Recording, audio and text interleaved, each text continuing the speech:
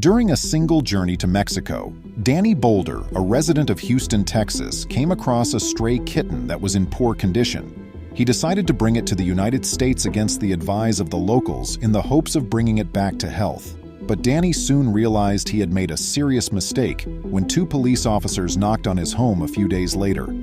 Welcome to USA Stories channel. Do not forget to subscribe and activate the bell button to receive all new updates. Now let's go to the story. When Danny first met the kitten, he was visiting a tiny community in Mexico as part of a solitary holiday. It has filth all over it from clearly quite frail. He was living on the streets. Given that the kitten didn't appear to have a mother around, it appeared to be an orphan. For a time, the kitty continued to follow him. He saw that a little busier roadway demanded greater attention as he moved in that direction. Taking the kitten to a shelter was his initial idea.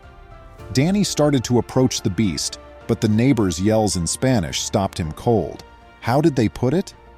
Locals kept shouting at Danny to keep his hands off the little cat as it progressively drew closer and closer to him while he stayed still.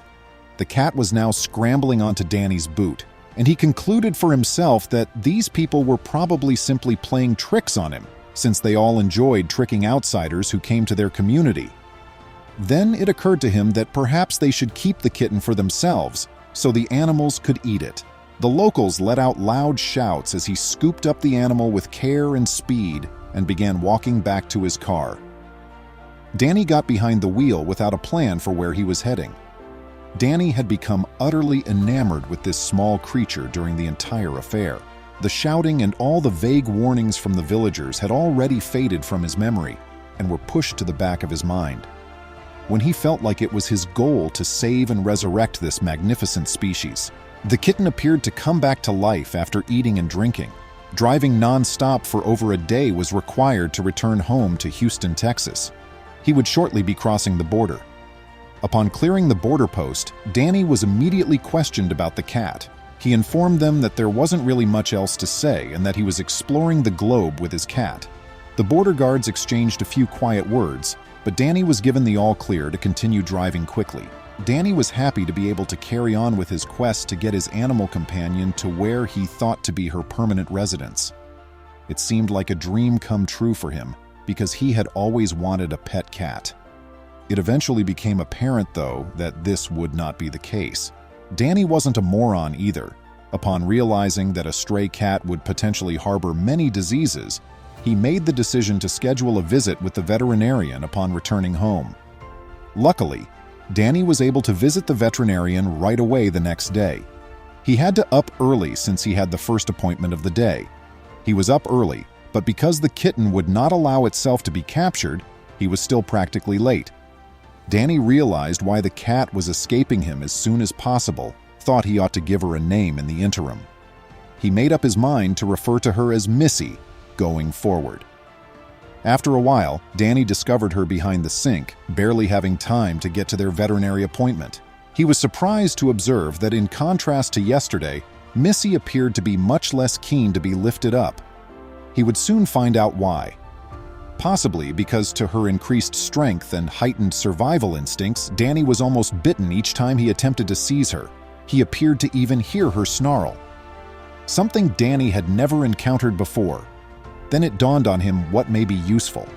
Using some gloves as support, they went to the veterinarian after he was able to place her in the former cat's cage. The veterinarian advised Danny that it would be best to sedate the kitten when he arrived. In this way, he could look inside her without risk. The veterinarian wondered how the frail kitten would respond to the injection, as Danny said that he had taken the cat from the streets. Given Missy's apparent weakness and malnourishment, the veterinarian concluded that administering an anesthesia may potentially be fatal. The veterinarian was left with no choice but to open Missy's cage and free her, but as soon as he approached her, she stung him. Now what? Following a discussion After a while, Danny and the veterinarian concluded it was time for Missy to return home. Danny was given the task of helping her get stronger over the next 4 days so that she would be prepared for sedation. Danny felt a little let down by the outcome, even though he had brought the cat home. The veterinarian's plans to do something else made the situation more worse. The veterinarian had withheld certain information from Danny because he feared what might happen if he confronted him. He believed that telling him such things wasn't his place. For this reason, the veterinarian picked up his phone and informed the authorities so they could handle this animal. The veterinarian never meant Toto check Missy. He immediately recognized that something was not right from the time they went through the door. He exploited Missy's frailty as an excuse to get Danny out of the clinic so he could contact the police and let them sort things out. On the drive back, Missy eventually calmed down. Danny was even able to pet her a little bit. It was at that time when Danny assumed everything would turn out well. But would it? Unknown to Danny, everything was going to get a whole lot worse than the situation was. Danny was peering out of his window when he noticed a police cruiser with 2 cops drive up in front of his house. He instantly observed that they didn't arrive to chat in peace. They were truly seeking for something. They ran to his porch and began to pound on his door in haste. Danny became astonished by how forcefully they were hammering on his door. Danny opened the door and started to greet the police officers, but before he could say anything, he was shoved aside as the policemen surged in. Danny was astonished for a second and couldn't comprehend why all this was occurring. While searching, one of the police officers exclaimed that they were hunting for the monster. What did they mean by that? All Danny could think of was that they had come for Missy. But how could they possibly know the cat was in his house, and much worse, why is she referred to be a monster? Missy had already showed her inquisitive face before he could respond to their accusations. One of the cops cried out, "There it is!" The cops pursued her right away. When the cops arrived, Missy was eventually captured. Missy was clearly not in agreement and was acting out in the net she found herself in. Well, at least there's some serenity back in the home now. Danny was curious as to what in the world was happening.